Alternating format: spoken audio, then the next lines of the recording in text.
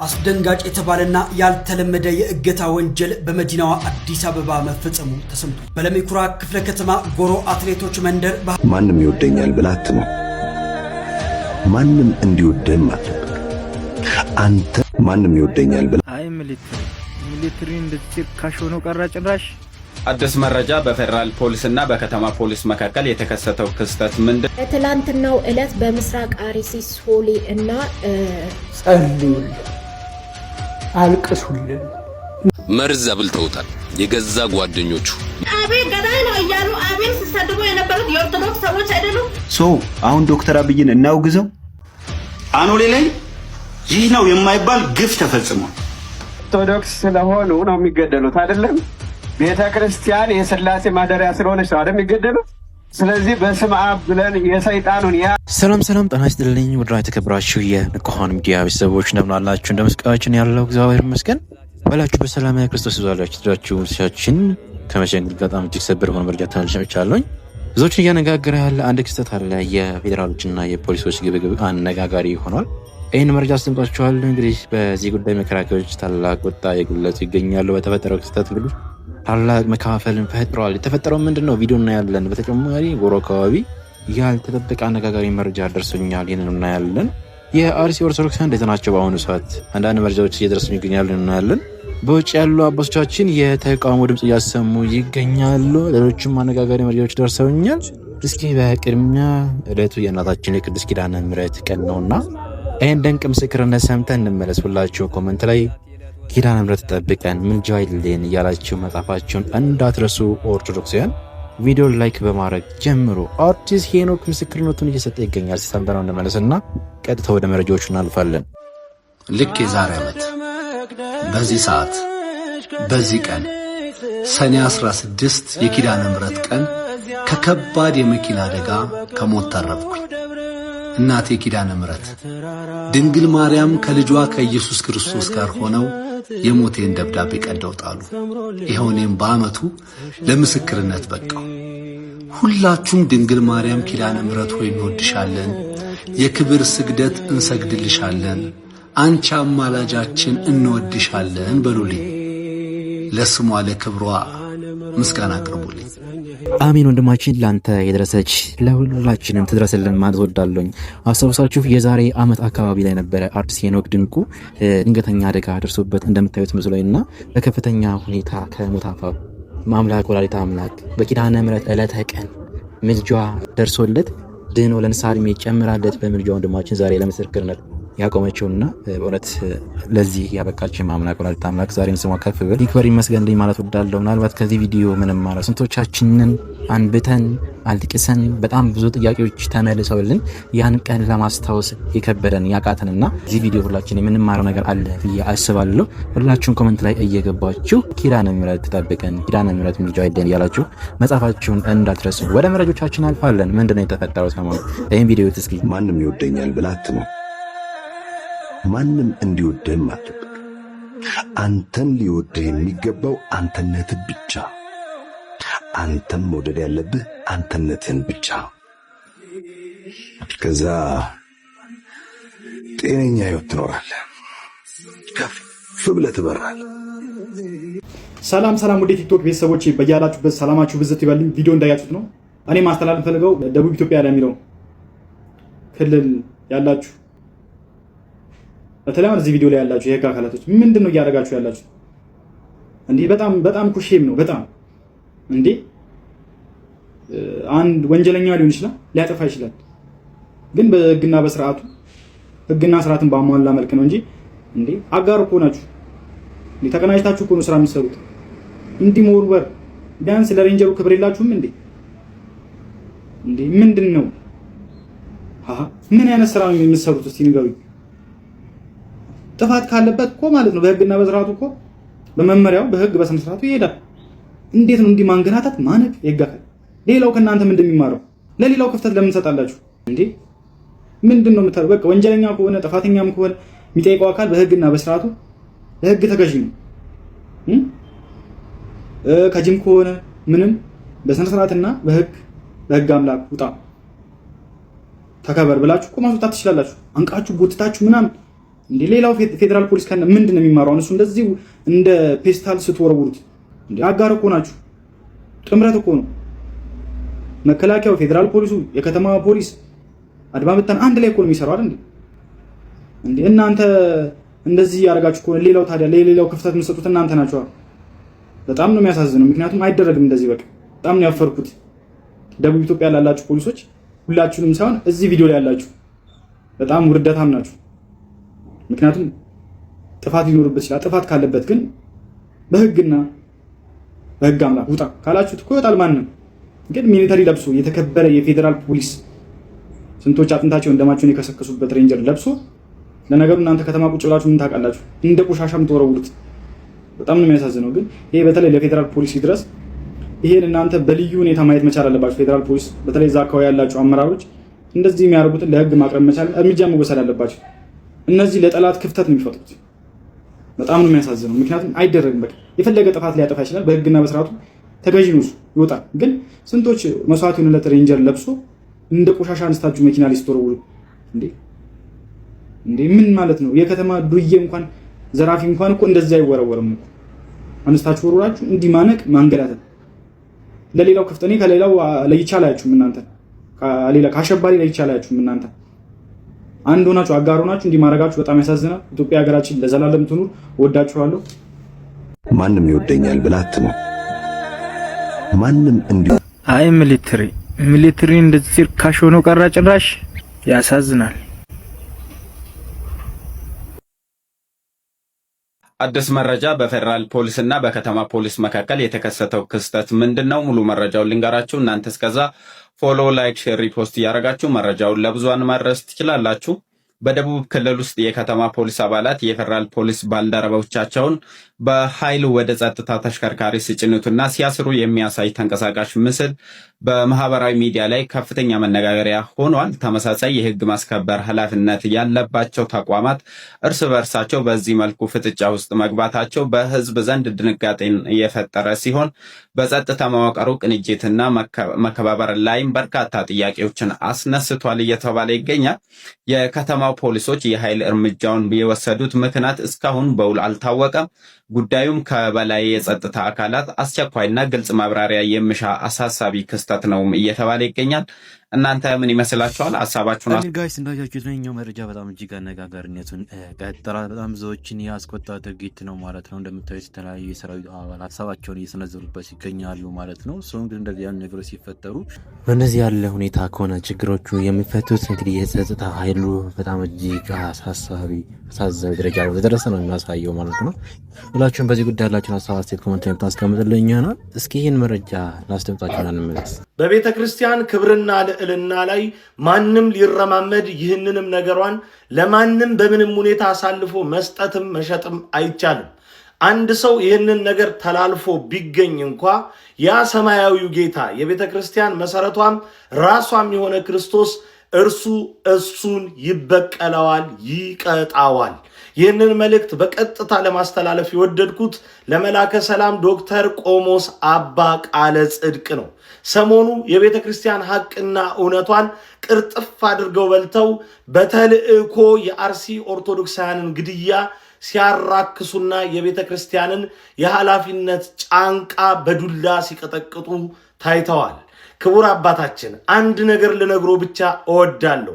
በቤተ ክርስቲያን ጉዳይ ትላንትና የዘበቱ ትላንትና ቤተ ክርስቲያንን አሳልፈው የሰጡ አካላት ዛሬ ምን እንደሆኑ እርሶም ህዝቡም ጠንቅቆ ያውቃል። ሁላችንም ጠንቅቀን እንረዳለን።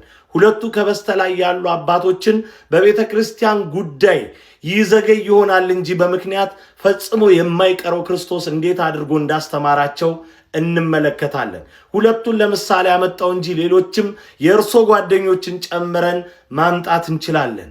የእርሶ የዶክትሬት ሞክሼ አባታችን ቀሲስ ዶክተር መዝገቡ ካሳ ዛሬ እውነትና ሐቅን ተናግረው የጴጥሮስን፣ የጳውሎስን፣ የሲላስን ዋጋ በእስር ቤት ሆነው ይቀበላሉ። እርሶ ላይ ደግሞ ዶክትሬቱም ክህነቱም ሻክቶ የቤተ ክርስቲያንን ሐቅ ይበላሉ። ለነገ ዛሬ ይንቁ ነው ምሎት። ወደ ላይ ቀና ብዬ በዝናብ መልክ እንግዲህ ሽቅብ አልፈስም። ነገር ግን እርሶን የመናገር ቀኖናዊ የሆነ መብት ባይኖረኝም እርሶም ደግሞ ቀና ብለው ያቺ ባለ ነጭ ካባ ቤተክርስቲያንን በዚህ ያህል ደረጃ ክብሯን ልዕልናዋን የልጆቿንም ልብ መስበር አይችሉምና ጠንቀቅ ብለው ከጓደኞቾትና ከበላዮቾት እንግዲህ ተምረው ነገሩን አየለውበትም የሚሉ ይመስለኛል። መላላክ ባንዳነት ለቤተ ክርስቲያን በፍጹም መፍትሄ አይሆንም፣ ራስንም አያቆምም። በረከቱ ትድረሰኝ። እንደሰማችሁት ነው። አንዳንድ የቤተ ክርስቲያን አባቶቻችን የኦርቶዶክስ የአባትነት ኃላፊነታቸውን ሳይወጡ ሲቀሩ አንድ ኦርቶዶክሳዊ ልጅነት የልጅነት ጥያቄችንን ማቅረብ አለብን ብዬ አስባለሁ። በዚህ ሰዓት አሪስ እንዴት ናት? የመረጃ ታስገባችሁ። ዛሬም እንግዲህ አዲስ መረጃ ወጥቷል። በትላንትናው ዕለት በምስራቅ አርሲ ሶሌ እና ጮሌ ላይ ተከበው ነው የዋሉት። ሶሌ ትንሽ የተጎዱ ሰዎች አሉ። አሁንም የኦርቶዶክሳውያን መከራ በአርሲ እንደቀጠለ ነው። አካውንቲንግ ኮፒ ሊንክ አድርጉ። ኦርቶዶክሳውያን ለኦርቶዶክሳውያን ወገኖቻችን ድምጽ ልንሆናቸው ይገባል። እስካሁን ድረስ በአሰኮ የተሰደዱት ኦርቶዶክሳውያን ወደ 2800 አባወራዎች ሆነዋል። ምንም አይነት የተገኘላቸው መፍትሄ ያገዛቸው ሰው የለም። እባካችሁ ኦርቶዶክሳውያን ማህበራት አባቶች ልል ነበር የሉም። ነገር ግን እነዚህን ሰዎች ማገዝ የምትችሉ ሰዎች እንድትደርሱላቸው ጥሪን አስተላልፋለሁ። ጸልዩልን፣ አልቅሱልን። ምን እናደርገው ጠፍቶናል። ለተላላክ ከብሎናል በጣም ምንም አባቶቻችን ዘመን ከደረሰው መከራ የበለጠ ባይመጣም እኛ እንደ አባቶቻችን ብርቱ ባለመሆናችን ከብዶናል እና ልታውቁልን ይገባል፣ ልትጸልዩልን ይገባል፣ ልትጠመዱልን ይገባል። እንዴት እንደምናደርግ ግራው ገብቶናል። በግል ጨንቆኛል። በእውነት በዚህ ስንለው እንደ ሀገር ደረጃ ቤተክርስቲያኗ የምትሆነውን ብታዩ ይገርማል። በማንም ብናመካኙ አይጠቅመንም። መሪዎቹ እንዲሆነው ነው፣ ፖለቲካው እንዲሆነው ነው ብለናል። ልክ ነው። ግን የሁሉ የሆነው እኛ ጥሩ ብንሆን ነው።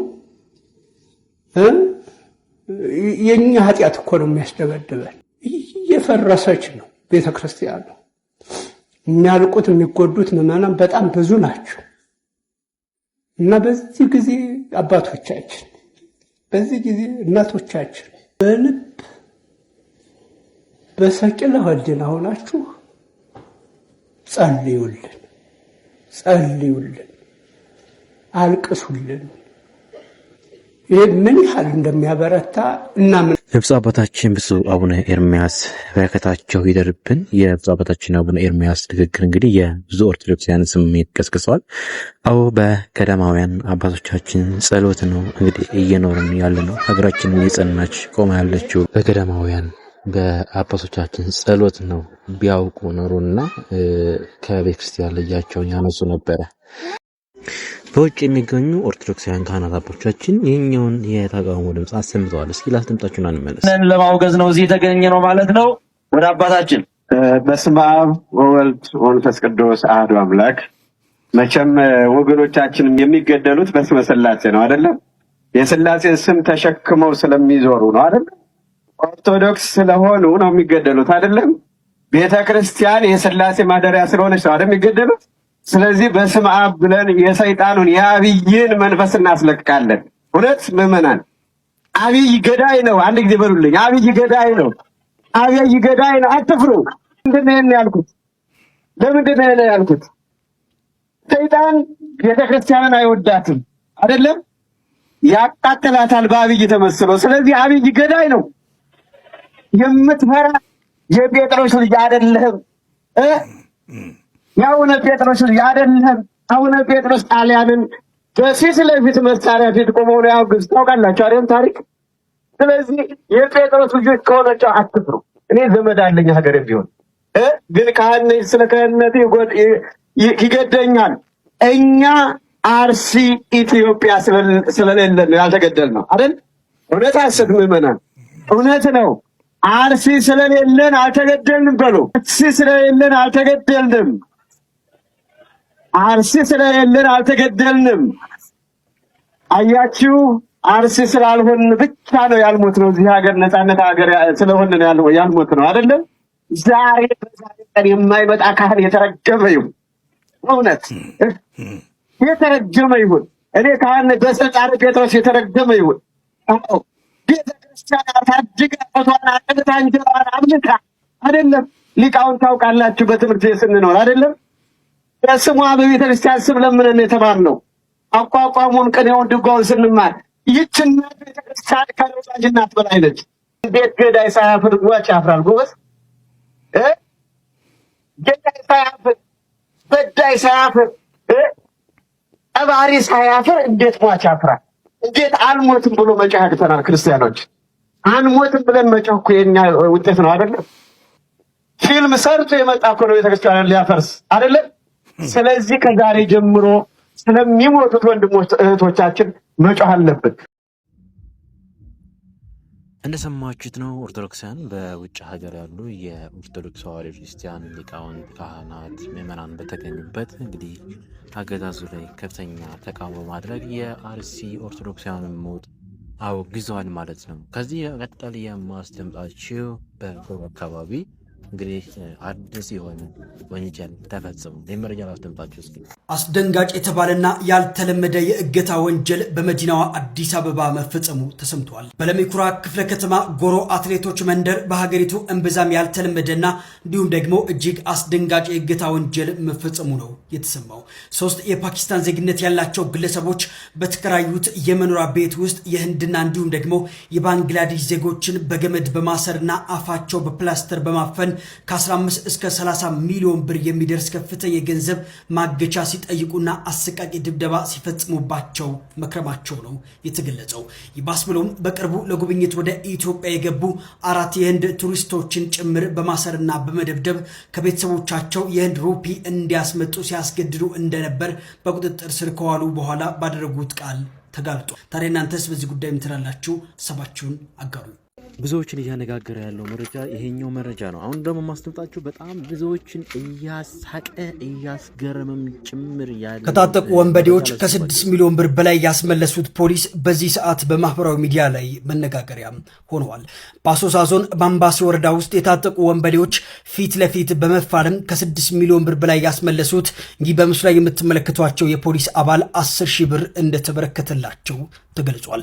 ረዳት ኢንስፔክተር ወግዲ ወንቦ የተባሉት እኚህ የጸጥታ አካል ማንም ተጨማሪ ኃይል ሳይጠብቁ በወሰዱት የጀግንነት እርምጃ ነው የዘራፊዎቹን ሴራ ሊያከሽፉ የቻሉት። በግላቸው ባደረጉት ተጋድሎ ታዲያም የቡድኑ ተኩስ በብቸኝነት በመቋቋም ከህዝብ ተዘርፎ የነበረውን 6,117,550 ብር ሙሉ በሙሉ ማዳን ችለዋል። ከገንዘቡ በተጨማሪም አንድ የክላሽንኮቭ ጠመንጃ ከዘራፊዎቹ እጅ መማረካቸው ተገልጿል። በዚህ ጉዳይ እናንተስ ምን ትላላችሁ? ሀሳባችሁን አጋሩኝ። እንዲህ የሚል ዜና ሰማሁ። ከታጠቁ አካላት ጋር በመታኮስ 6 ሚሊዮን ብር ያተረፈ የአሶሳ ፖሊስ አባል ማበረታቻ እንዲሆነው 10 ሺህ ብር ተሸለመ። ከዚህ በላይ ነቆራ ኬት ነው የሚገኘው? ከዚህ በላይ ማናደጃ ኬት ነው የሚገኘው? አንዳንድ ጊዜ የምናረጋቸውን ነገሮች ብንተዋቸው ጥሩች ነው። ብንተዋቸው የተሻለ ሪዛልት ያመጣሉ። ቴንኪዩ በቂ ነው። በቃ ሽልማቱ አያስፈልግም። ባለፈው የአዲስ አበባ ስቴዲየም ዝናብ ዘንቦበት ሐይቅ ሲሆን ያንን መብቴ ለመስጠት ሞሉያ ገዝቶ ሰራተኞችን እየጨመቃችሁ አውጡ ያለ ሰው ቢቶ እኮ ይሻላል። በቃ ለካሜራ አይዳረግም። ለነገሩ እነሱ ከቲያትር ቤት ነይ ብለው አቃቢ ነዋይ ያደረጉ ምክትል ፕሬዝዳንት አድርገው የሾሙ ሰዎች ይሄን አያደርጉም አይባሉም። ቢኮዝ እነሱ ቲያትረኞች ናቸው እንጂ ስለ ስፖርቱ የሚያውቁት ነገር የለም። ይሄ ግን ለምን ሰጠህ ነው፣ ለምን አተረፍክ ነው። አንዳንዴ ያረከው ነገር ትክክል አይደለም፣ ሁለተኛ እንዳታረግ ያስመስላል። ደጋግ ሰዎች በእንደዚህ አይነት ምክንያቶች፣ በእንደዚህ ቀሽም ሰዎች ምክንያት ይጠፋሉና የምናረጋቸው ነገሮች አንዳንዴ የማይቻል ከሆነ መተው፣ ቴንኪው ብሎ መተው።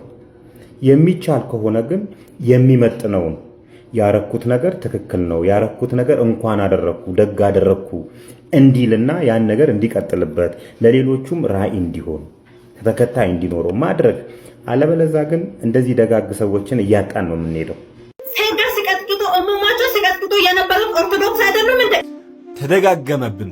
ክብራችንን በህግ እናስከብራለን። በጆርዳንና በኬንያ ያላችሁ ቁርጠኛ የተዋሕዶ ልጆች እባካችሁን ድምፅ ሁኑን። ሰሞኑን በማህበራዊ ሚዲያ ቲክቶክ ላይ በተለይም እነዚህ ሁለቱ ልጆች የኦርቶዶክስ ተዋሕዶ እምነት ተከታይ እህቶቻችንን በጅምላ ባለጌ፣ እርኩስ፣ ሴተኛ አዳሪ እያሉ የሰደቡበትና ያዋረዱበት ድርጊት ሁላችንንም እያሳመመን ይገኛል። የጽናት እና የፍቅር ማማ የሆነችው የወላይታ ኦርቶዶክስ ልጆች የእናንተን ተግባራዊ እርዳታና የህግ አጋርነት ይሻሉ። እነዚህ ግለሰቦች ባሉበት ሀገር ተለቅመው ዲፖርት እንዲደረጉ እና በህግ ፊት እንዲቆሙ ማድረግ በደረሰን መረጃ መሰረት እነዚህ ግለሰቦች የሚገኙት አንደኛዋ ጆርዳን ውስጥ ነው ያለችው፣ ሁለተኛዋ ደግሞ ወደ ኬንያ መስመር ነው ያለችው። በጆርዳንና በኬንያ የምትኖሩ ቁርጠኛ የኦርቶዶክስ ልጆች ሆይ በእነዚህ ሀገራት የምትኖሩ እምነታችሁንና ክብራችሁን ይዛችሁ የምትታገሉ አንዳንድ ቁርጠኛ ክርስቲያኖች በዚህ ሰዓት ለሃይማኖታችሁ ድምፅ ትሆኑ ዘንድ ጥሪ ማቅረብ እንወዳለን። በእነዚህ ሀገራት የሃይማኖት ስድብና የሳይበር ወንጀል ህግ እጅግ ጥብቅ በመሆኑ ድርጊቱን ወደ ህግ መውሰድ በጣም ቀላል ነው። እምነታችንም ሆነ ማህበራዊ እሴታችን ሰዎችን ማክበርን ያስተማረን ለፍርሃት አይደለም። ዝምታችን የስርዓት እንጂ የፍርሃት አይደለም። መርዝ አብልተውታል። የገዛ ጓደኞቹ መርዝ በሚበላው ምግብ ቀላቅለው መርዝ አብልተውት እየተሰቃየ ነው። አጉል ጓደኛ እያላችሁ የምትፈዙ የምትጃጃሉ ይህንን ቪዲዮ እንዳታሳልፉት። አንዴ አዳምጡት። ወደ ሆስፒታል እመላለሳለሁ። ምንም ነገር ህመሜ ሊገኝ አልቻለም እና ሆዴ ውስጥ ያመኛል፣ ልቤን ይነክሰኛል፣ ሰውነቴም እያለቀ እየሄደ ነው። ወደ ሀገሬ ወደ ኢትዮጵያ እንድታስገቡኝ ነው የምፈልገው። እጄ እናቴ ጋር ዱዓ እንድታስደርግልኝ ነው የምፈልገው። እናቴ እዛው ታስታመመኝ። ይሄ ታሪክ የዚህ የጃፋር ታሪክ ብቻ እንዳይመስላችሁ። በየሀገሩ በየሰፈሩ እጅግ በጣም ብዙ ወንድም እህቶቻችን አሉ። ልክ እንደ ወንድማችን በገዛ ጓደኞቻቸው በመርዝ ተመርዘው በስቃይና በመከራ ላይ ያሉ በጣም ብዙ ወጣቶች አሉ። ሞኝ ከራሱ ብልጥ ግን ከማን ይማራል? ከሰው ይማራል ይባላል። በተለይ ደግሞ የዚህ ዘመን ጓደኛን እባካችሁ እንዳታምኑ።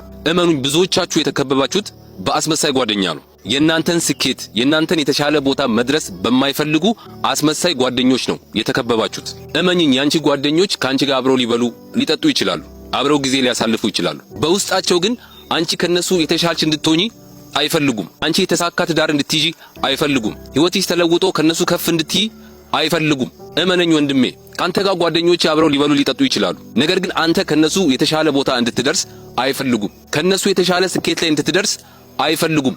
ምናልባት ክፉ ነገር እናንተ ላይ ማድረግ እንኳን ባይችሉ በፍጹም በስኬታችሁ ደስተኛ አይደሉም። አዎ ምናልባት በሆነ ነገር ሲሳካላችሁ መጥተው በጣም ደስ ብሎኛል ምናምን ብለው ሊያሽቃብጡ ይችላሉ። ነገር ግን እመኑኝ ከልባቸው አይደለም። ምን ትለኛለች ምን ይለኛል በሚል ነው ለስኬታችሁ ኢቭን መጥተው እንኳን ደስ አላችሁ የሚሉት። በተለይ የቅርብ የምትሏቸውን ጓደኞቻችሁን ወዳጆቻችሁን በደንብ ተጠንቀቁ። ይህንን ቪዲዮ የተቻላችሁን ያህል ኮፒ ሊንክ፣ ሪፖስት፣ ሼር፣ ላይክ አድርጋችሁ ለጓደኞቻቸው ጉድጓድ ለሚቆፍሩ ለነዛ አረመኔ አስመሳይ ጓደኞች አድርሱልኝ። አመሰግናለሁ። አሁን ዶክተር አብይን እናውግዘው። አኖሌ ላይ ይህ ነው የማይባል ግፍ ተፈጽሟል። በኢምፔሪያል አርሚው ግፍ ተፈጽሟል። ሐውልትም ቆሟል። የአኖሌ ሰዎች አሉ ዋሽቶ ማስታረቅ በሚል እኔ ብቻ ሳልሆን ጥቂት የኦሮሞ ልጆች በተመሳሳይ ሁኔታ አኖሌ ጋር ያለውን ነገር ለመሰወር ሞክረን ነበር። ነገር ግን ጀርመኖች ሰላም ያገኙት ናዚን አውግዘው ነው። ጣሊያኖችና ፋሺስቶች ሰላም ያገኙት ፋሺስትን አውግዘው ነው። ደቡብ አፍሪካ ሰላም ያገኘችው አፓርታይድን አውግዛ ነው። የተለያዩ ሀገሮች በታሪክ ውስጥ ያለውን ስህተት አውግዘዋል። ስለዚህ መሸፋፈኑ መደባበቁ ለብሔራዊ ምክክርም አንዱ ዓላማ እሱ ነው ብያቸዋለሁ። ሁለተኛ ግን በዋናነት ኢሚዲየት ኮዝ ሆነ ዛሬ ገባሁት ግን በዋናነት የሚያደርጉት ቪዲዮ ስለሆነ እንግዲያውስ አኖሌ ላይ መራራ ግፍ ተፈጽሟል። ይህን ግፍ በመሰወሬ እጅግ ተንበርክኬ ዝቅ ብዬ ሪሊ እንደዚህ ተንበርክኬ የኦሮሞን ሕዝብ ይቅርታ ጠይቃለሁ። ያው ታሪክ ጻፊ ነኝ፣ የታሪክ ተማሪ ወይም ደግሞ የታሪክ አስተማሪ ነኝ ብለህ ነው የምታወራው። ይህንንም መጽሐፍ ጽፈሃል። መጽሐፉ እንደ መጽሐፍ ችግር የሌለበት ጥርት ያለ ታሪክ የተጻፈበት መጽሐፍ ነው። መጽሐፉን እንደ መጽሐፍ ከመዘን ነው ማለት ነው። ግን እዚህ መጽሐፍ ላይ ያወራሁት ውሸት ነው ብለሃል። በመጀመሪያ ደረጃ አኖሌ ላይ ግፍ ተፈጽሟል ብለሃል። አኖሌ ላይ ግፍ ፈጻሚው ማን ነው? ሚኒሊክ ወይስ ወታደሮቹ? ሀገር በማቅናት ዘመቻ ውስጥ የሚኒሊክ ወታደሮች በተለያዩ ቦታዎች ዘምተዋል። ለምሳሌ ወደ ወላይታ፣ ወደ አርሲ፣ ወደ ሐረርጌ፣ ወደ ተለያዩ ወደ ሙስሊም ጉራጌ ዘምተዋል። ቴርቴሮችን ኢንኮርፖሬት አድርገዋል። ስለዚህ በሚኒሊክ ስር የነበሩት የሚኒሊክ ወታደሮች እነማን ናቸው ብለን ወደኋላ ካጤን ነው ጥያቄውን ልጠይቅና መልሱን ለራስ ልተው። የሚኒሊክ ወታደሮች እነማን ነበሩ? አርሲ ላይ ግፍ ተፈጸመ ከተባለ ለዚህ ግፍ ዋነኛ ተጠያቂ እዛ ጋስ ግፍ ፈጻሚው መሪ ተዋናዩ ማን ነበረ? ወታደሮቹ እነማን ናቸው የሚለውን ጥያቄ ለአንተ ልጠይቅ። ሁለተኛው ጀርመኖች ናዚን አውግዘው ነው ሰላም ያገኙት፣ ጣሊያኖችም ፋሽስትን አውግዘው ነው ሰላም ያገኙት ከተባለ እዚህ ሀገር ውስጥ ኢህአዴግ ወደ ስልጣን ከመጣ ጀምሮ እስካሁን ድረስ ለ30 ምናምን ዓመታት እንደ ሚኒሊክ የተወገዘ ንጉስ አለ እንዴ? እንደ ሚኒሊክ ሁሉም አፉን የሚፈታበት እንደ ሚኒሊክ የተሰደበ ንጉስ አለ እንዴ? የታለ ሰላማችን? ሚኒሊክን ማውገዝና ሚኒሊክን መስደብ ሰላም ቢያመጣ ኖሮ እንደ ኢትዮጵያ አብሶሉት ፒስ የምትሆን ሀገር አልነበረችም። ሚኒሊክን ማውገዝ ሰላም የሚያመጣ ቢሆን አብሶሉት ፒስ ወይም ደግሞ ፍጹም ሰላም ነበር የምንሆነው። ሚኒሊክን ማውገዝስ ተገቢ ነው ወይ? ሚኒሊክን ከናዚና ከፋሽስት ጋር ማነጻጸሩስ ተገቢ ነው ወይ? ፋሽስት ለጣሊያን ናዚ ለጀርመንስ ይጠቅም ነበር ወይ? ጀርመናውያን ናዚን ያወገዙት ናዚ ለጀርመን ምንም አይነት ጥቅም ስለሌለው ነው። ፋሽስትም እንደዚሁ ለጣሊያን። ሚኒሊክ ግን ከነዚህ ይለያል። ሀገር አቅንቶ ድንበር አስምሮ ዛሬ ይሄው አንተ እንደፈለክ የምትበጠረቅባትን ሀገር ሰርቶልህ ያለፈ ታላቅ ንጉስ ነው። እሱን ማውገዝ ምንም አይነት ውሃ የማያነሳ ሪዝነብል ያልሆነ እንቶ ፈንቶ የሆነ ሐሳብ ነው እያነሳህ ያለኸው። ሌላው አርሲ ላይ ግፍ ተፈጽሟል። ኦፍኮርስ ግፍ ተፈጽሞ ሊሆን ይችላል። ለምን ጂማ ላይ አልተፈጸመም? ለምን ለቃ ነቀምት ላይና ቄለም ላይ ለምን አልተፈጸመም? እነ ጆቴት ሁሉ ሪዚስት ቢያደርጉ ይሄ ታሪክ እዛም ይደገም ነበር። ግን ዋይዝ ስለሆኑ ጥበብ ስለነበራቸው ሪዚስት አላደረጉም። ወታደራዊ ቁመናቸውን ስለሚያውቁ በሰላም ፒስፉሊ ለሚኒሊክ ገበሩ። ሰላማቸውን አስጠብቀው ጂማ ላይ አንድ ደም ጠብ ሳይል፣ ወለጋ ላይ አንድ ደም ጠብ ሳይል በሰላም ኢትዮጵያ ወደምትባለው ኢምፓየር ራሳቸውን አስገቡ። ሰላማቸውን አስጠበቁ። ህዝባቸውንም ከደም መፋሰስና ከእልቂት ታደጉ ማለት ነው፣ ዋይዝ ስለነበሩ። አርሲ ላይ የነበሩ ሀገረ ገዢዎች ግን ወታደራዊ ቁመናቸውን ሳይለኩ ከንጉሱ ጋር ያላቸውን ልዩነት በትክክል ሳይረዱ ሪዚስት ወደ ማድረግ ሄዱ። ንጉስን ሪዚስት ለማድረግ ከሞከርክ ጊዜው የቴሪቶሪያል ኤክስፓንሽን ስለሆነ ሁሉም አይነት እርምጃ ሊወሰድብህ ይችላል። ለምሳሌ የቅርብ ትዝታችንን እናንሳና ወያኔ ወይም ደግሞ ቲፒኤልኤፍ ለማዕከላዊ መንግስቱ አልታዘዝም አለ። ከዛስ ምን ሆነ? ወደ እልቂት ገባ፣ ወደ ጦርነት ገባ። አሁን ዶክተር አብይን እናውግዘው፣ ለዛ ነገር ተጠያቂ አድርገን እናውግዘው ከሆነ ሎጂኩ የሚመራን ወደዛ ነው። ምናልባት አንተው በዘረጋኸው ወጥመድ ራስህ ታስረህ ልትወድቅ ስለምትችል ሎጂኮችን ስታነሳ በትክክል ሪዝነብል ያደርገኛል ወይ የሚለውን ነገር መዝነህ ሊሆን ይገባል። ወደ ነፈሰበት መንፈስ፣ ወደ ሞቀበት መሞቅ ሳይሆን አንድ የታሪክ አዋቂ፣ አንድ የታሪክ ምሁር ነገሮችን ሪዝነብል ሆኖ ነው መመልከት ያለበት። አኖሌ ላይ ግፍ ተፈጽሟል። የትም ጦርነት ያለበት ቦታ ላይ በፓወር ከፍ ያለው አካል በፓወር ዝቅ ያለውን ይጨቁናል፣ በደል ያደርሳል። ግን የአርሲን እናቶች ጡት ሚኒሊክ ቆርጧል የሚል ታንጀብል የሆነ ገለልተኛ ጸሐፊ የጻፈውን መጽሐፍ ወይም ደግሞ ሶርስ ካመጣህልኝ እኔ በትክክል አኖሌ ላይ ሚኒሊክ በእጁ ጡት ቆርጧል ብዬ ቪዲዮ ሰራለሁ።